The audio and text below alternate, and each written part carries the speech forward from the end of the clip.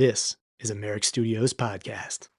This week on Two Mothers, One Aché. You have to make sure that you're not hiding what's in you and not release, and keeping that in when you need to release the anguish, like how you could just that quickly shed a tear that your son earned. You don't hide the tear. You allow that tear to be shown because these loved ones, they've earned that. Welcome to Two Mothers, One Aché, a grief dialogue. I'm Dionne. And I'm Yvette. We're mothers, friends, and sisters in grief. I lost my daughter, Siwe, at 15 years old. And I lost my son, Dasan, at 26. This podcast is our space to talk about grief, how it shapes us, how it lingers, and how love carries us through. Welcome to the conversation. Hello, and tell us where you are in the world, sister. Why you gotta be all in my business? Maybe I don't want them people to know where I'm is. Maybe I'm in the witness protection program. Hi, Whatever. everybody.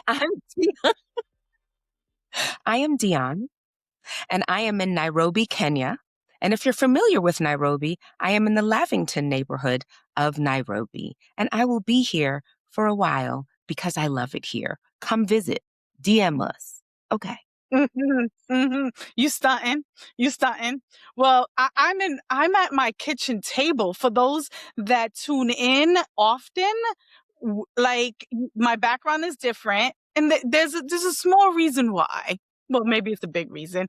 So I had to have emergency surgery this weekend, and it was really important though. And I'm okay for our friends of the show. I am okay, thank God. But I felt like it was really important for me to just kind of push through, because this really speaks to, Dionne, what you and I are trying to accomplish here, which is, grief comes in many stages. I lost an organ, not a major one, but an organ nonetheless. And, I am in a little bit of grief, but you know what I'm doing today? I'm showing up for me, and I'm showing up for you guys. And it doesn't have to look perfect. It doesn't have to be perfect. But this is really at the crux of what you and I drive and strive for with every single episode. So we're here, and we're going to have a great conversation today. We're talking about memorializing our loved ones and why it is so important. Excuse me, ma'am. I need to breathe. Let's breathe. Okay, let's breathe. Look. Paz is ready, and we haven't even introduced him yet. He's in. Let's go. Breathe, D, breathe. Okay. All right. So, knowing that I'm in another country, Evie just had surgery. We've got an amazing guest lined up for you, as always. But we always want to start with our centering moment of breath. There's a lot of life happening in the world. There's a lot of life happening in our lives. When I do breathing exercise, I tend to put one hand on my heart and one hand on my belly and close my eyes. If you are driving, you know the deal. Keep your eyes open. So wherever you are, try to sit up tall and take a long, deep breath in through your nostrils. Feel it fill up your chest and maybe your belly, and then open your mouth and let a gentle sigh out. Just a couple more times. Pull air in and let it out slow. Last time's a charm. Pull more air in than you did previously. In. Hold it in. Exhale, sigh it out. Wow. I still have my incisions, and it, like, the breath going into my incisions. I felt it expanding, but expanding in a really good way. And man, that's one for the toolbox, right? Like, breathe into your injury. Breathe into the injury, because it helps the oxygenization of it all. That's another word that I just made up, guys, by the way. I know. You see me, I was like, I got to write that down. I got my notebook. So I listen, I'm sure that our folks that are tuning in on YouTube are like, oh my God, look who it is on the screen. So I just want to go in and give this good brother his flowers.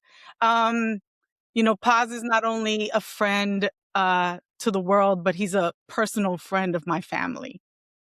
So I'm so ingratiated right now. So Kelvin Mercer is his, I'm sorry to give the whole gov, but, when we talk about being humans and coming in with our whole heart, right? I want to talk to Kelvin. Kelvin Mercer has always been more than a lyricist. To those of us who know him closely, he is conscience, consistency, and care wrapped up in brilliance. As 1/3 of De La Soul, Posdnuos helped shape a sound and a spirit that refused limitation. Creative, playful, political, human. His words never chased trends. They built worlds. There is a power in Paz's voice that goes beyond delivery. The tone, the cadence, the intention behind it carries a frequency meant to awaken and enlighten anyone within its reach. It's not just what he says, it's how spirit moves through him when he performs. Together with his brothers, Trugoy the Dove and DJ Maceo, the three were divinely aligned from the soul. Get it? De La Soul. Not That's just a right. name, but a calling, a creative covenant rooted in trust, in humor, in honesty, but most of all in love. Through the decades of evolution, industry shifts and profound loss, including the loss of Dave's life. Paz has continued forward with grace and now with purpose. Even while reaching new career heights, the remembrance remains constant. The gratitude is spoken at every chance, at every moment. Thanks, Dave. A son, a husband, a father, an icon who never had to announce himself. Plug one has always been tapped directly into the soul. Mr. Mercer, with quiet authority and deep intention, proving that longevity isn't just about endurance. It's about alignment. It's about brotherhood. It's about staying true to the soul that brought you here. Thank you, Paz, for showing up with an open heart and a willingness to utilize your voice and your influence to help our fellow grievers. Please help me in welcoming our guest, the one and only Posdnuos. Wow. Jesus, that was How did amazing. it feel to get those flowers, Paz? I mean, it's humbling, Yvette's like my sister. So, I mean, like, and me and her have spoken, of course, outside of this. And, a lot of, a lot of ways people have humbled me in how they see me. I just see myself as a normal guy with a great job. I'm able to do things that I love. So yeah, I mean, like when I step back and hear these words, this is things that I would be saying about Stevie Wonder. Like Stevie Wonder, he's a superhero. Like, so it's a blessing that this to have people feel that way about me. It's a blessing. You Yeah, do and have then a he great turns. job. Wait, then he turns to Chris and he goes, "You never said anything like that about me." So Sure I did. love it. It's a brother dig. It's a brother dig, and I love it so much. I want to ask the group, why do you think that as humans we have created rituals or the need of rituals around grief? Cross culturally, cross generationally, and generationally, right? Like, why is that important? What do you think? Do you go I don't. first? Well, I'm sorry. Sorry, Paz. Should I Do go you first? go If first? you're ready, Paz, Huh? go. No. Okay, You you go first. first. Okay. First. For me, when I think about it, especially, all of us are international travelers, that it keeps someone present in our life. Because I think of culturally, not just for personal people. And I love that Paz said, Stevie Wonder, right? In the living, of course, but people that have made major milestones in our life, they don't get to smell their flowers, but other people around us get to know the impact that people have made on us. Because it's like, oh, if you love me, you really would have loved Seaway or this person or my grandmother, because all of these people, they made me who I am. So for me, a part of it is bringing forth the origin story of who we are. And they might be people we don't even always know, because I can think of famous people, of course, that I've never met. And when they passed on, it was like, oh, I read that book 7 times. That created who I am and how I write. So it's a part of acknowledging there are pieces of me that came from that person. So that's what it is for me. That's beautiful. Paz, what do you think? I mean, I do feel like, and just looking at my own experiences and my own journey, these are things you learn before you even understand or overstand what it means. Because I knew what it was to see at a very young age, the celebration of someone who was taken away from us. And you're looking around and you're seeing these people and you're like, wow, people are celebrating and we've lost someone. And then you understand, or I understood, that because their life was worth celebrating and their life meant something, and their life was a seed, as you were saying, to the present state where you are, and they help bridge these things for you. And it is about letting people understand or overstand what this person mean in your life, and the journey that you are hopefully on that's agreeable. They had everything to do with it. I love Aché. that. How That about is you, big, Evie? big time. I think that yeah, I'm big on the ancestors, right? And it goes back to what both of you were saying. I believe that we come into this existence, into this life, with memories of past lives, with memories of Mm, past existence, with memory of different energy fields that we may have come from. And that includes, our spirit tribes. And so I think that memorializing is remembering, is piecing it together, is making the picture, a fragmented picture, more whole. And yeah. if and because we do it in death, it really brings it 360, right? Like, because we're not just memorializing, or we're not just remembering what was, but we're memorializing what was. If you can kind of fit that in, right? And so for me, it's a very cyclical. When I see memory, I see it as a circle, right? Like, I see Mhm. there's no real ending to it. And I think it's really important that we make that a responsibility. I love Like a that. love, Thank you. responsibility, right? It's like an answer to love. It's a responsibility to the love that you have for someone, is memorializing them when they're no longer here in flesh. That was a dope answer. I mean, all of them were, but to build on that, Evie, and knowing that the core of why we are here and what connected us again after so many years, how has memorializing Dasan changed over time for you? Hmm. So I think, honestly, it was very painful at first.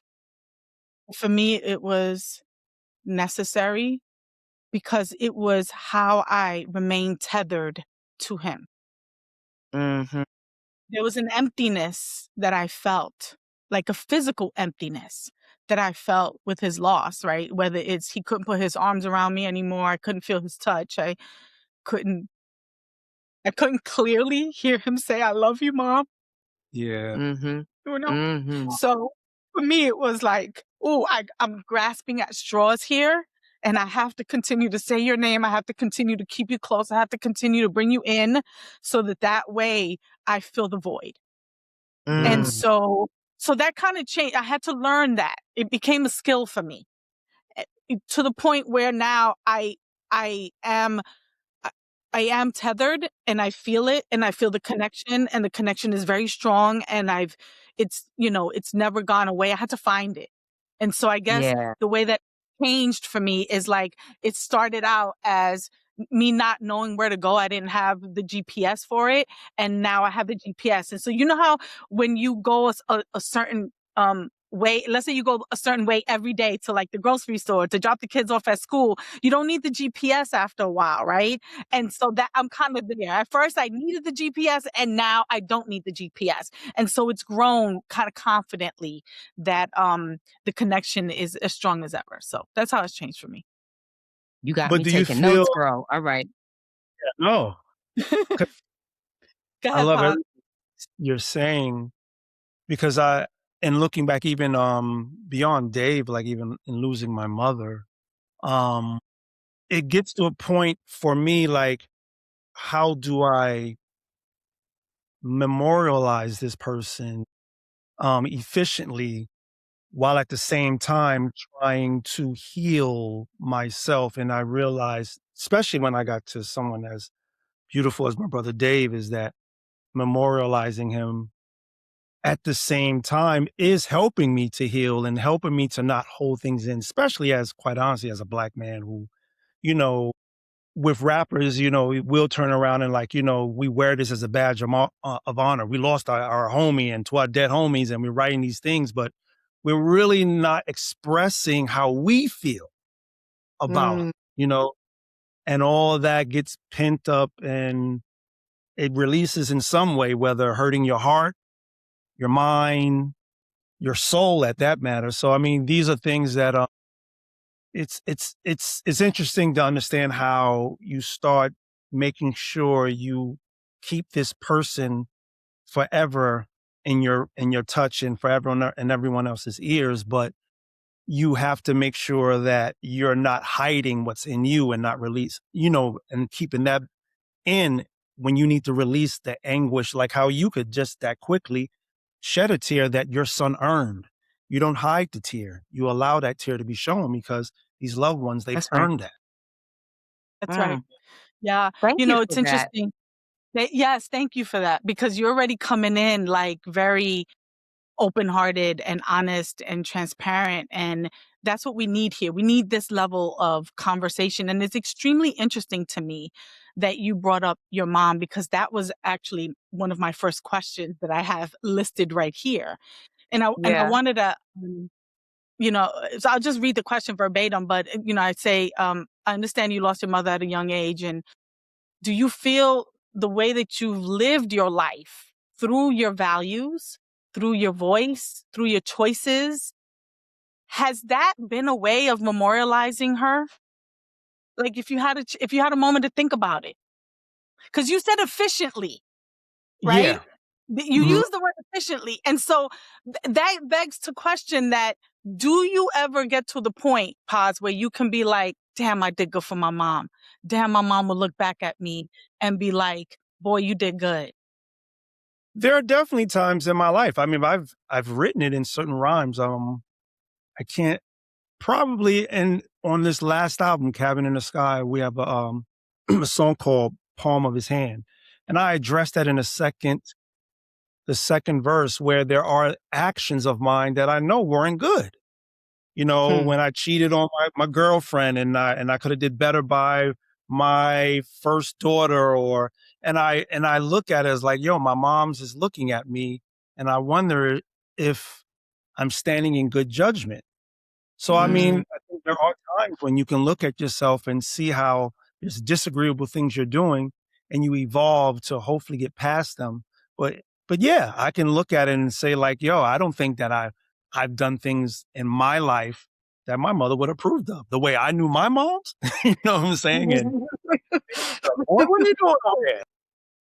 So Mhm. I mean, but I feel in total so far with my life, because I feel like we are blessed to have a lot more life to live that my mother was then, and I know she is now, extremely proud of where I am as a person. Mm. I want to affirm Bless that. I want to affirm that for you because I was hoping that you would get there, right? And it's like, yeah, we all make mistakes. We all make you. mistakes. Mhm. None of us live that, the perfect, when none of us on the perfect path. Yeah. But if you can course correct, if you can say, I know I made that mistake, I'm going to do better, I'm going to be better. That's your mother's voice in your head. The fact that you said, what would she think if, what would she tell me? Right.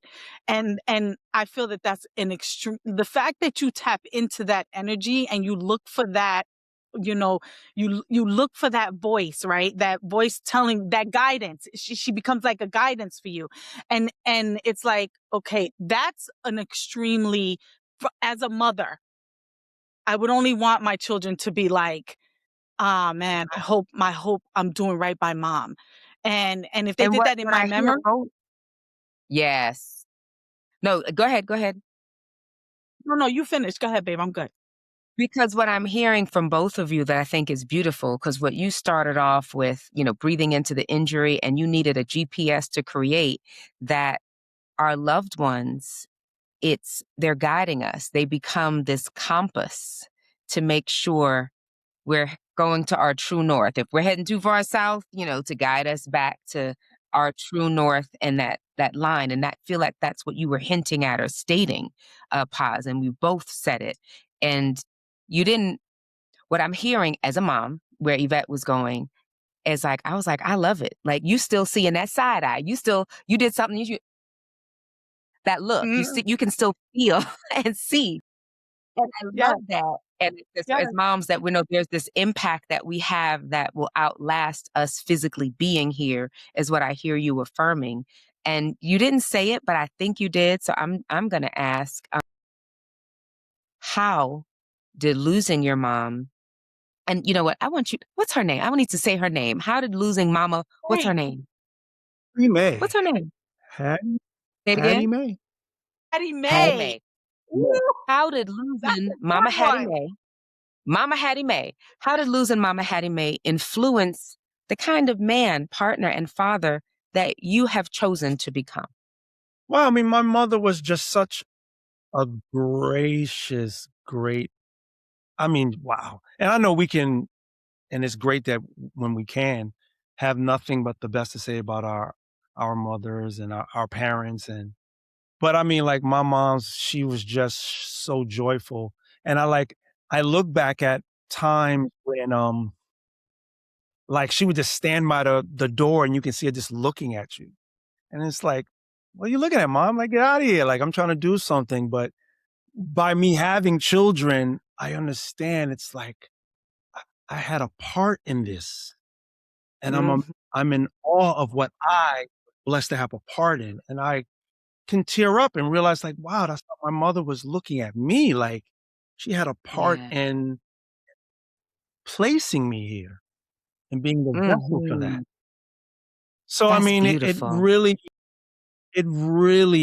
means a lot to me and how my children can see me and talk to me, and I made myself truly open to my kids because I know that as a child, there was things that I didn't want to share with my mother. I didn't think she would understand. And it was very much, I felt like I didn't give her the chance, or I didn't have Yeah. that time grow into understanding that I can share anything with my mother. And so that graciousness of her, that level of just love that she could just show, and through her care and her words, I try my best to lend that to my kids through me. Give thanks. Yeah. That's a beautiful That- thing. Mama Hattie Mae. All right. Yeah. Oh, I love the imagery of, being in the doorway, looking at your children and realizing I had a part in that. Whatever that is Mhm. going to become. But that, that's a piece of me right there. And that visualization was just beautiful, but I don't expect anything less from Well, you. there are times where she could look at us and be like, y'all got to get out of my face. Like, Yes. I got to get out of here. Hello. Well, Gotta before cell phone, you had to get outside so she could take a breath and Yeah. breathe in. Yeah. Yeah. Yeah. And that was, yes, it was pre-cell phones. We had to go outside. Like, listen, we had to be outside. My aunt didn't want us in the house at all. She was like, y'all get outside and then don't come back until I call you back. So when the street lamps come on, we had to get back in the house. Mom I back. was waiting for you to say that, because them street lights, you see them and you like, uh-oh. I got to get back. So, That's the I think original Hall and Ash. There word. you go. And so the anchor to this segment of the conversation really is, grief is a compass, not a weight. And I hope that our listeners walk away with that one. So thanks, Dave. My brothers Maceo and Paz, when I first started hearing you guys, that's, it's a branded phrase now within the I guess the world that you guys continue to create creatively, right? And it it it was just so brilliant, but such a healing mantra, because that's what I see it now as. It's a mantra, which is like, thanks, Dave. And every time that you guys have an opportunity, you say it out loud, you say it with all the love from your heart. I want to understand, why do you feel that it's important to have that as a remembrance, but like it's an audible, right? It's an audible piece, and you can appreciate the audible pieces, Paz. And so why was it so important to make that like an audible bite?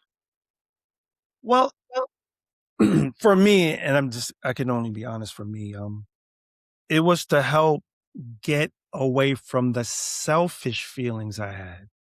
Because my selfish self was like, damn, Dave, we were this close. We almost made it there together. We went through all these things, through all the battles and trying to get our catalog back. And damn, why did you have to leave? And you're being selfish to what you wanted and what you wanted to see with us all together. To immediately get past that. And I was like, what am I talking about? Thank you, Dave. Thank you for everything poured into this group, your brothers, your life, and where we are and where we can still to this day without you be, physically without him, because to me, he's here. But I mean, yeah, Aché. like I just needed that to like burn away or actually extinguish the flame of the selfishness of wanting to have him here and not realizing, well, him not suffering through the health problems he was going through and that he's in a more peaceful state. These are things that just help take that weight off and realize, like, this weight of selfishness, it has to be abandoned. The ego has to be abandoned and be thankful for him. And it was Thank that you clear for for me. bringing in that gratitude practice that you Gratitude. brought in is so crucial. And we've mentioned it in other episodes. And I love how you have brought it back to that, to say, like, I need to move away from, you said, I need to move away from the ego and the selfishness and lean into the gratitude, to be really Yeah. thankful for what you had with him, for what you did together, for what you built, for the time that you had with him. And I was glad you already Indeed. mentioned Cabin in the Sky. And that feels like it's a living memorial, right? That people can come back to 30 years from now. And how does it feel for you? Like, when you think of losing someone, you said that's your brother, right? So in this creative brotherhood, and you've got the whole world, global citizen, world is watching, but the grief is still so personal. Like you mentioned, the personal loss, the selfishness. How did you, or how do you protect the sacredness of that loss? It's hard to, because as you said, we are blessed to be this group that is loved. I mean, like, truly, like, the family or fans of ours who listen and have grown with our music, they were devastated. And they felt like, as they should, like, this is my family member I'm losing. So it was really hard to just take that moment to feel everything I needed to feel, because whether it was my brother Chris Atlas or my brother P Rock or my brother Questlove or anyone else who fell to the floor when they heard this news and wanted to confirm it. It was just a tidal wave of people wanting this confirmation, and it was hard. It was really hard. And then you know how it is to deal with even the social media aspect of it all. Someone want to be the first to post, and it was a lot.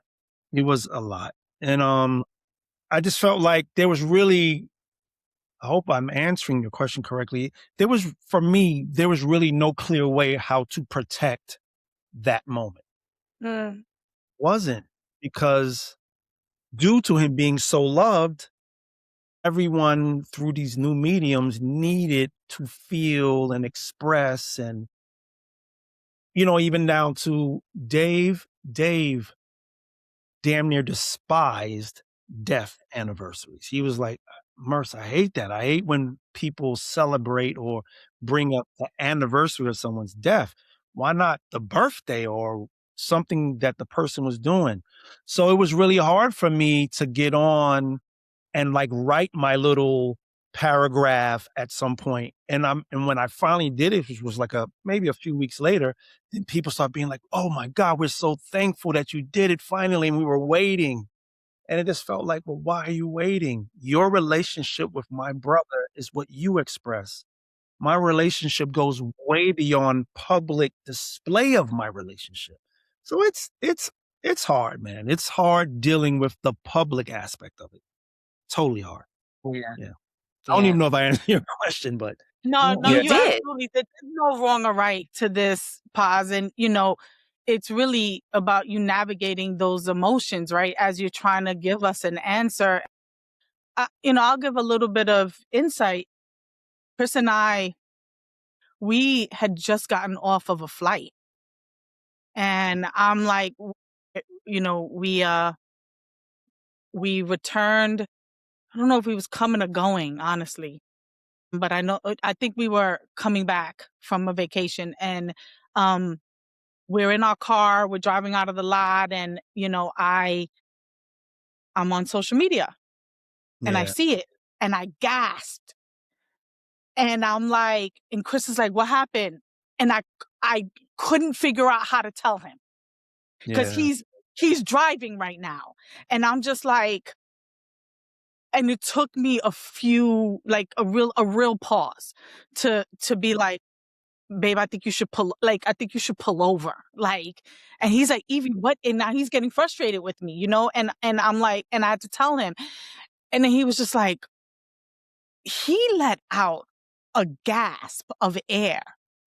That was just like, ooh, I'm getting chills just thinking about it. He was just like, oh, like it was deep.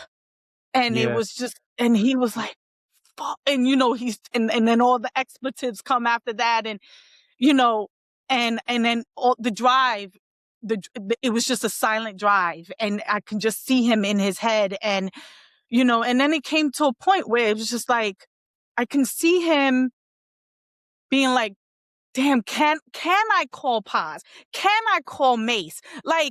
Because then it's like I don't want to be intrusive, right? Like you don't know where your place is, and what you said was really important, Paz, in that your experience and your relationship with Dave is yours.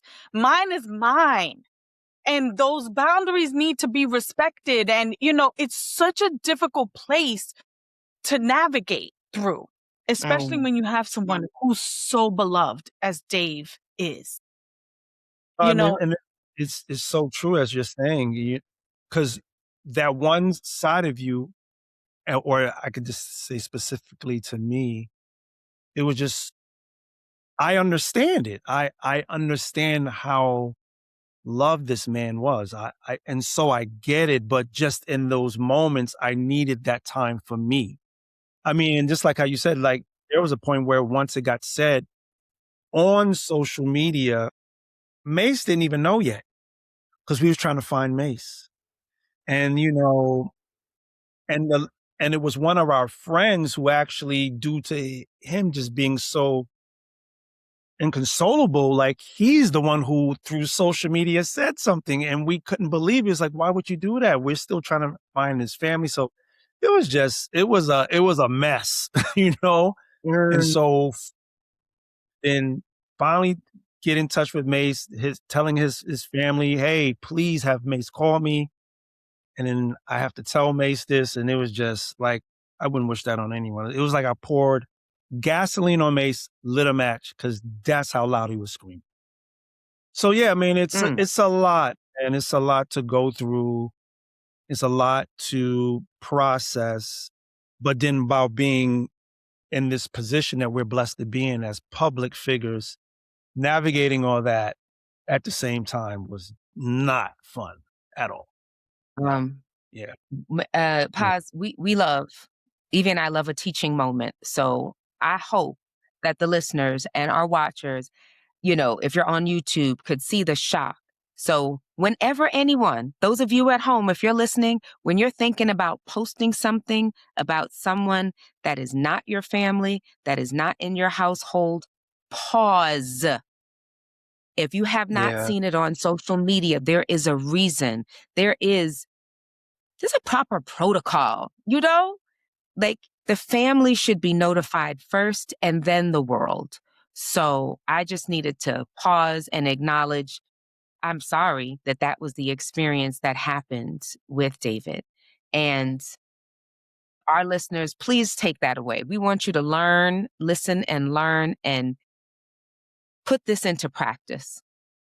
The first place you go to tell something is not your phone, as in social media on your phone.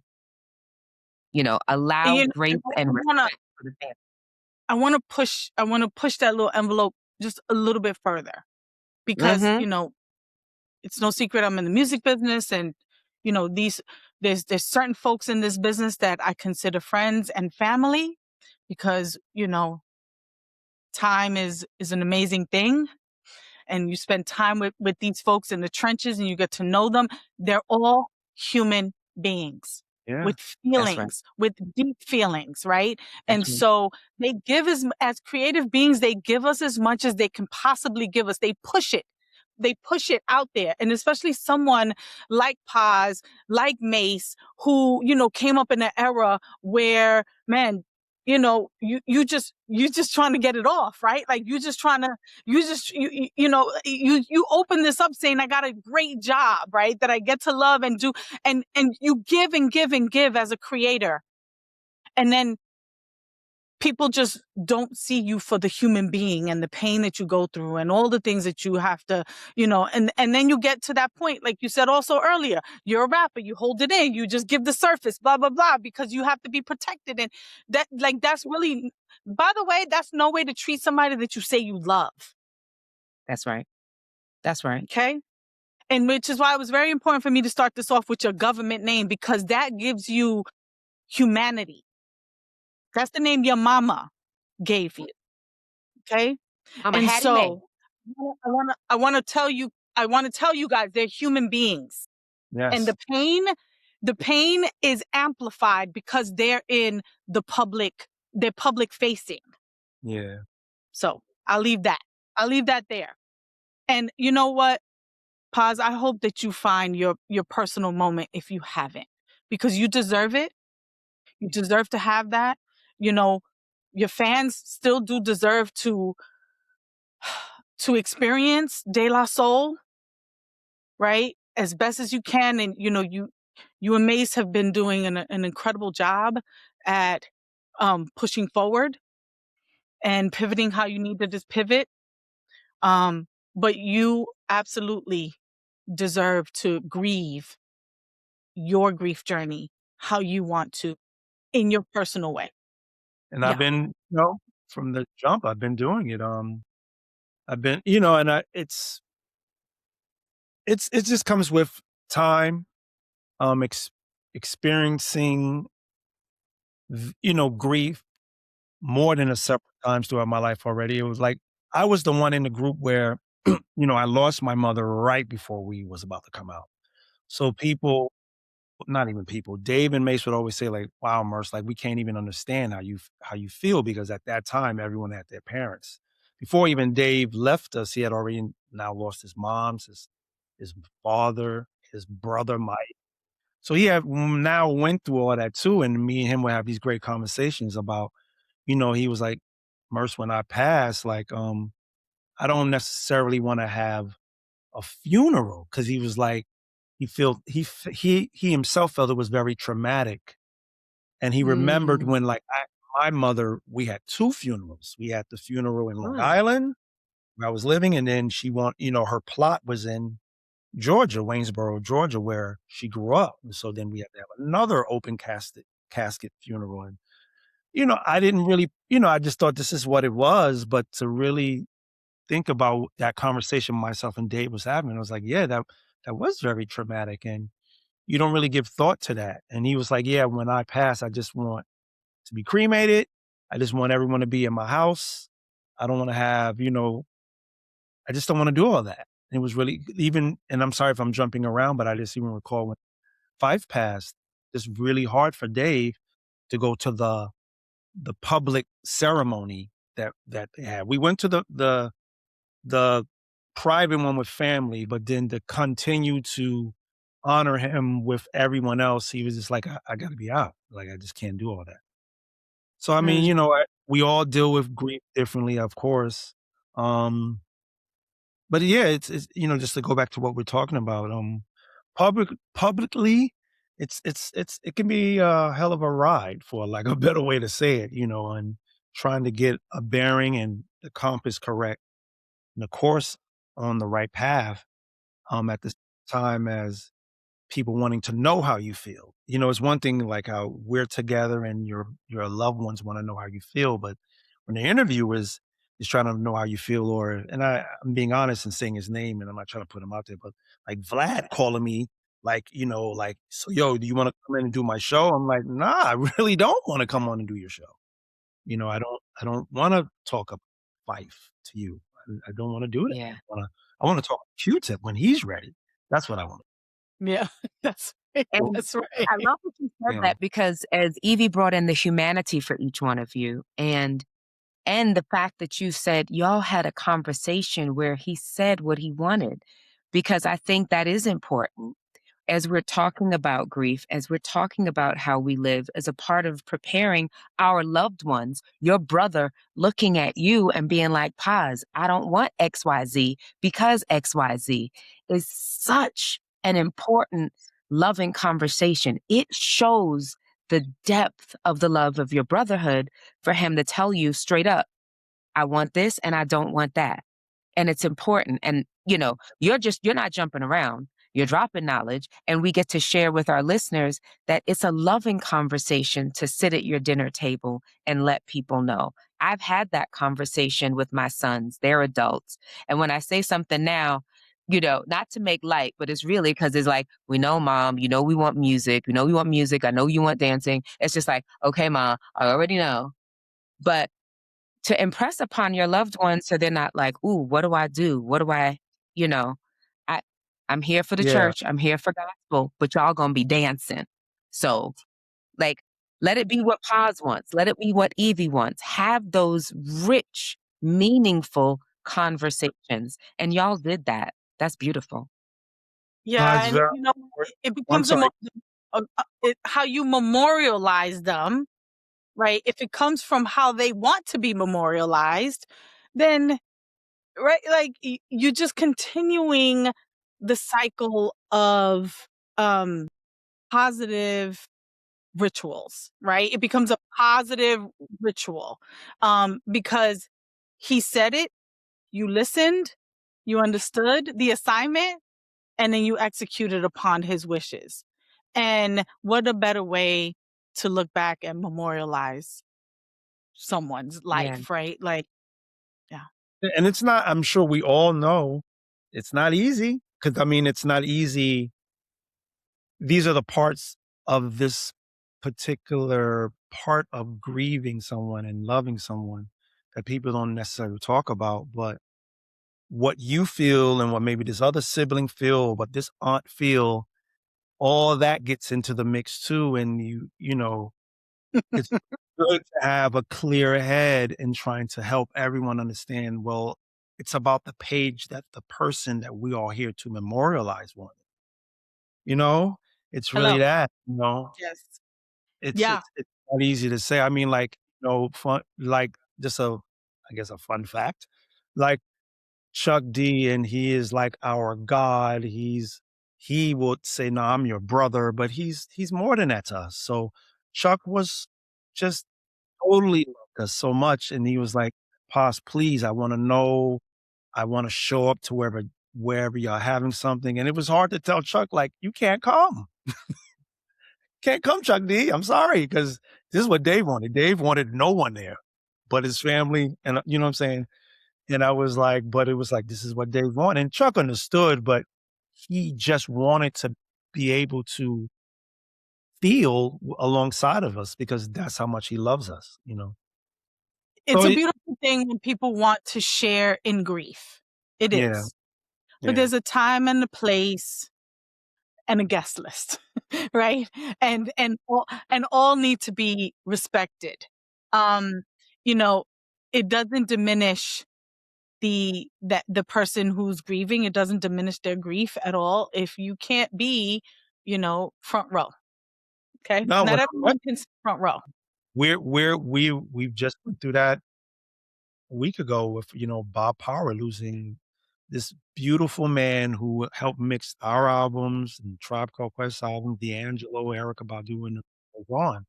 And he was not only just such a great individual as an engineer, but he was just such a lovely man. He was the man who made us feel like we came in as these young little 18-year-old kids into a studio with records to sample, and the engineers were like, punk rock guys or rock guys, and they didn't really respect us. And Bob did. He wanted to learn. He had something to show us, and he was willing to listen and learn from us. So to lose him, it was heartbreaking, but we had to respect his family that That's he right. didn't want no one there. That's right. And, how That's much right. that made me feel like we couldn't Yeah. get we had to be with, ourselves and Yeah. see them in the ether of, "We love you, Bob. You just couldn't be at Yeah. this location. You have to That's get right. over it." Yeah. That's right. And you know what? Um, these memorials or these rituals can bring the worst out of people. But those that are not ego driven, those that are not showing up for themselves, would understand and will, grieve privately and allow it to be there. And at some point you'll find community in it. But, in the moment it's not the right time. And if that's the case, then that's okay.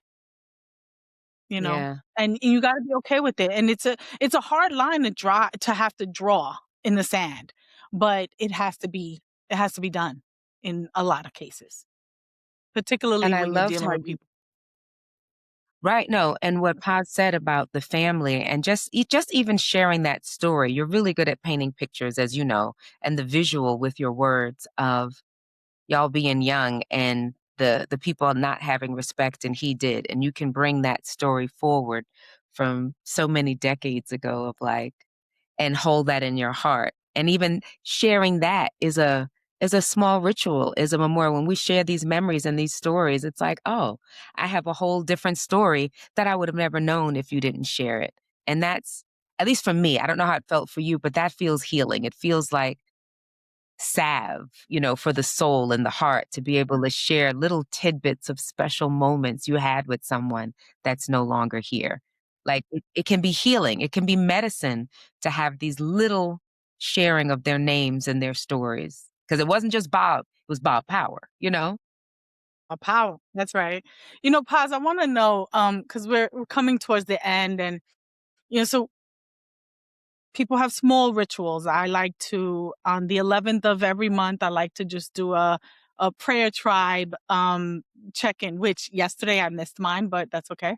And so from small rituals to monumental acts like creating this album, Cabin in the Sky, which is creatively masterful, by the way.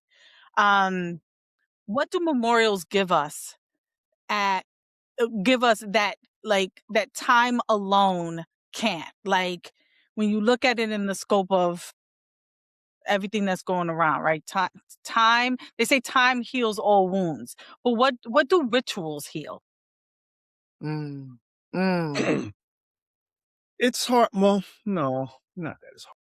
Even with time healing all wounds. Yeah, time can, but it's what you're doing with the time that's actually healing the wound. You know what I'm saying? So for me, speaking and not running away from my feelings and my love for Dave, it played the biggest part in what could help heal me. You know, it played the biggest part in not being the one who has this blood pressure that's about to burst through my brain because I'm trying to hold everything in. And like I've always been the person who wanted to express whatever through pen, through song. So to talk about Dave, that was like, let's get to it. Like when Nas came to me, like, yo, we want to put out an album with y'all. I already knew, like, I already know what I'm about to do with this album. I just knew it. We wanted to make sure that Dave's presence was felt throughout the entire thing. Um, whether with his voice, whether it was a song he created, whether when I'm saying in the rhyme about him, and it was just needed, you know. And I knew that I was gonna cry a lot. Good. That Mace was gonna hear things and lose it, or when Common came to the studio and hear this one verse, he's probably gonna need to walk out. But it was what we all needed. It's just all we all needed that. We all needed the ability. I needed to make Tip come and listen to it and how it made him feel. I knew this when I had this idea of how to start the album because it was almost like addressing the elephant in the room, or well, as I would say, addressing Dave, who is in the room. And I had to Right. make that intro, do it from the beginning of a roll call Right. of everyone on the album. And at the very end, they called Dave's name, who obviously in the physical wasn't there. And I had, and Mace was like, Mercer's album, how it's come out. It's so amazing. But he took it upon himself. He's like, yo, we got to sit down all of our homies and let them hear this now. Like we couldn't let them hear this like on a streaming site. So he set up like a big Zoom call, played that album, and as brothers, they cried and yeah, people were like, man, Mercy, you took me out with that intro. And I was like, it wasn't it wasn't what I was trying to do, but I definitely wanted to not pull any punches on how much we loved him, how much he's missed, but how much he is still here, all that had felt. And I wanted every bit of it, every nook and cranny, every ounce of it to be felt because he deserves Mm. it. That's how I Aché. feel like, and I worked on that album from the standpoint of Dave would always be like, yo, Merce, I love what you're saying. But his thing with me was like, yo, put that bullshit on it. Like he's trying to tell me to put more expression. Like the words you're saying is so amazing, but you need to put a more emotion. So I would hear him telling me. And so if Sean C's in the studio with me, he's like, Poss, that take is so good. I'm like, nah, it's not good enough because I hear Dave telling me you can do it better. Mm. You know? And I've told this story where once I got the title, like when Mm. for some reason, I've never seen this movie Cabin in the Sky. Why? Really? I saw this movie just by scrolling through my my Prime Video subscription. And when I saw that title, I was like, this is the title to the album. This could be an Wow. amazing title. Like I felt Dave immediately. And up until that moment, every song that we were working on at the time, the playlist was just titled De La Soul New Album 2025. That's what it was labeled. And once I saw this title, I had already added some new work from the studio to this playlist and tried to now upload the new playlist into my phone and it wouldn't go in. And something told me to change the title to Cabin in the Sky. And I did. everything went in my phone. And I was like, this is Dave. This is Dave. It is. Yeah. Thanks, Dave. Thanks, Dave. Yeah. I love. Oh my God, what an incredible story! I love that so much. I mean, like all of it. But here it is for me.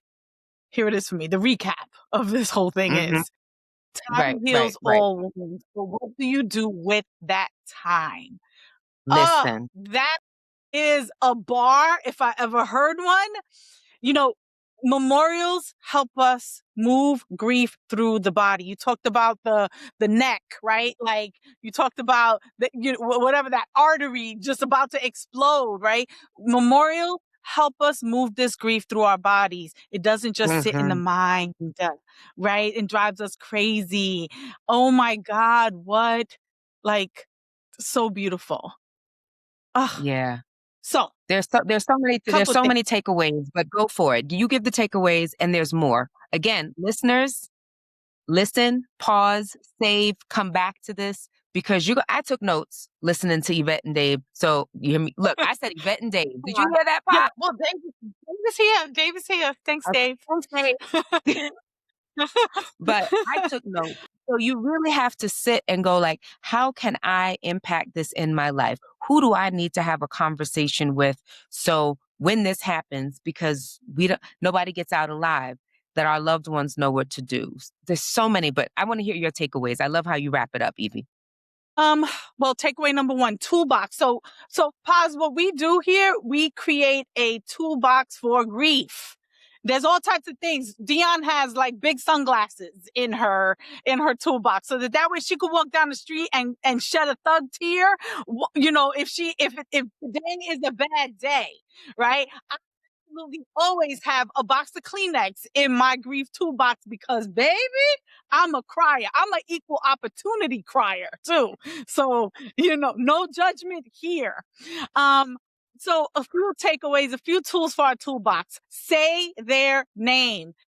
Dionne and I, we push this every single episode. Anytime that we can, we have an entire segment dedicated to it because we believe that is so important. Speak their name. Say it out loud. Love is an active emotion. It requires energy. So say their names. Remove any shame, any, God bless Dave, but Dave, had a take on how traumatic memorials are, right? But honestly, we need to remove the shame of that. We need to, if through these grief dialogues, we can remove the stigma of the trauma of these memorials. Yes.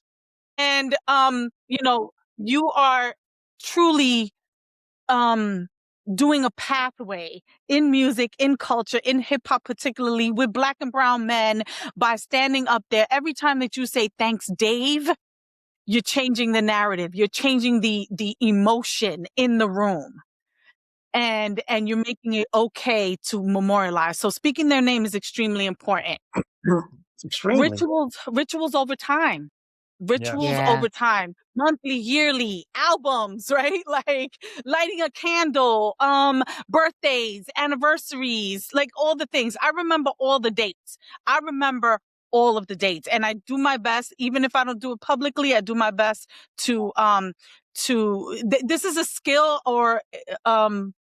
this is a skill set that our ancestors taught us, is ritual. So remember those dates. Small acts matter. Like I said, lighting a candle, cooking a dish, playing a song, listening to the voice of our ancestors coming in saying, you could do that better. And how your mama will come in and be like, boy, you ain't do that. You're not doing that right. It's important. Tool number 3, last tool here, create something that lives. Yes. Create something that lives. Yes. Please create something that lives on. It could be a mantra. Thanks, Dave, is a mantra. And you know what? And I think it's important to say those are perfect. I love those tools. And just to let people know, because somebody listening might be like, well, I'm not Paz, I'm not in the music industry. I'm not a dancer. You don't need to be a world-renowned artist to create. How you live your life is Yes, a memorial. exactly. There Yeah. is, there it is, there it is. Aché Yeah. to that.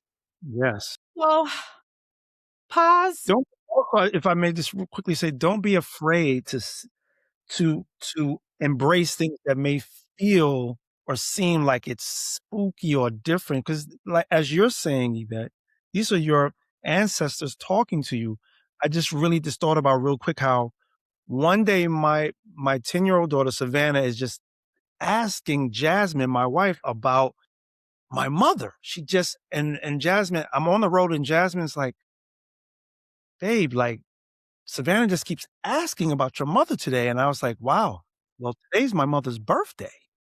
You understand what I'm saying? Like, you can't, Now I got chills. all that means something. It And does. I feel like that is a big thing. If we can just get back to getting away from all the noise and aligning ourselves through our lives, our paths, our healing would just move along in a better, as I was saying, efficient way. If we just stop being afraid to embrace it, you know? Yes. Aché. Go ahead, Aché. Savannah. Savannah heard her Listen, grandmother. Said, you gonna tell me about my grandmother today. On today, hear about Grandma Hattie Mae on today. we love to always give the last word, and if you got more words, pause, we'll take them. That was a great way to wrap this up as far as I'm concerned. I just want to make sure that people know, you know, I want to reiterate actually what you just said, the word afraid. Please don't be afraid. Please don't be afraid of what you don't fully understand. Embrace it. Open your heart. You will not, I think um memorializing someone will not keep you stuck in the pain. Mm-hmm. Mm-hmm. Okay. So let's just kind of dispel that notion right now. Exactly. Remembering someone, saying their name, recalling the memories, recalling the emotions and the love will not keep you in a cyclical place of pain. I promise you it won't. So you should just try that out for yourself. Like that's I can't like convince anybody, but I would urge you to try that out for yourself. Um Last words, pause. What does peace look like for you today? Peace? Mm-hmm. Wow.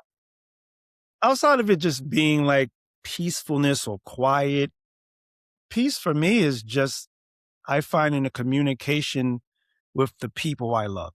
That's a peaceful place for me. It really is, because even with just yesterday losing Lord Sear, it's like one thing immediately happens is that me and Sean C. or Black Thought and all these people, we're communicating with each other and we're telling stories. But my whole thing is that what we always wind up saying right after that is that we need to communicate more. And that's where the peace lies for me, is in the communication with your loved ones, constantly aligning yourself and loving your loved ones. And I learned that even during the pandemic, that coming out of that, I was like, Dave Chappelle was about to do something, and I knew I was going to be there, and all these people that I hadn't seen in years was going to be there. I said, I said to comment, I'm going to make you feel uncomfortable, because I'm going to so long, like getting away for men, getting away from all these stereotypes and like the handshakes and the cool, nah, come here. I'm going to put my hands on you and hug you, because when we leave and transition, then that's when everyone wants to do them hugs. Nah, just do them while we're here. That's it for me. Yeah. And That's that right. is a word. Ashe. D, would you That's it. lead us into our moment of Ashe? Absolutely. So again, any new listeners, thank you for that perfect close, pause. And send us the names of your loved ones. And just when you share their names, Like you heard me, like he kept saying, my mom, my mom. I said, I need to know who your mom is. It's Hattie Mae. So Mama Hattie Mae. And we heard about Lord Seer. So say their names. And even if you're listening and you're in your car, you're at home, say them out loud if you can. Write it in your journal and see how you're going to live into it. So I'm calling because this episode is shortly after the 30th anniversary, what would have been the 30th birthday for my daughter. So all my Aché is going to Seaway. My baby's not here, but she is. And so Seaway and to Seaway and to Philip, my godfather. They both passed and their birthdays just passed. So I feel them with me. I feel happy to bring them here with me. And I'll pass to you, Evie. There's been a lot of conversation, at least in my algorithm, right? We talk about the algorithm these days, and it seems like, points of conversation come from your algorithm, and there's been a lot of talk about suicide on my timeline. And so I was coming in today to bring Aché to Seaway as well, because she was very, very prominent in my mind, my little niece. And Yeah. also I wanted to bring Aché to Lord Seer, hip hop icon, hip hop pioneer, very, very close friend of Chris's. Chris was, he was visibly hurt yesterday upon hearing the news. And, that's my man, my man, my man. And so I feel, I always feel Chris's pain. I knew Seer as well, and it's a devastating loss. So I want to thank Lord Seer for all that he did and all the energy that he put into this culture and the love that he extended through, whether it was his fingertips on the turntables or whether it was his voice over the radio waves. Just always having a love, and he was great for a laugh. Like if you got nothing else out of Seer, you was going to like pee yourself laugh, okay? I mean, so thank you for the gift of laughter, Seer, because if I didn't chuckle, I would be doing your memory a disservice. So I just, Lord Seer, may God bless you. May your journey to the other side, may your journey be filled with love and grace and mercy and laughter. Pause. We invite you to bring in the names of your loved ones. Oh, for me, I send an Aché for Seer as well. I mean, as you were just saying, he was just such, when I just think of him, I just have a smile. Anytime I see him, it's such a smile because he's going to say something so funny. He's going to make you, he's going to snap on you. He just always was just so bubbly. And I'm going to miss that brother. Bob Power, recently having him transition, it's a big one for me. He always had so much beauty to share outside of just music. I mean, he gave of himself, and I'm missing him. I truly am. We want to send flowers. He was like, no, the family's like, Bob wanted everyone to send flowers to NPR. He's always thinking of other people. He taught at NYU, and he will always come to me and tip and say, like, can you come and do this for the kids? And he's just such a beautiful person like that. So definitely those brothers that are on my heart and in my mind. Those So were we're beautiful, gonna, Aché. And that's as right. last reminder that grief doesn't ask us to forget. Grief can take over so much of our lives, but it doesn't get the final say. And how you memorialize your loved ones, grief asks us to find ways to remember and carry them forward with love. So Aché, Aché, Aché. Thanks, Dave. We'll see you next time. Dave. We'd love for you to join the conversation with us on Instagram at 2, that's the number 2, mothers, 1, the number 1, Aché Pod. And produced and distributed by Merrick Studios. Until next time, may love carry you through.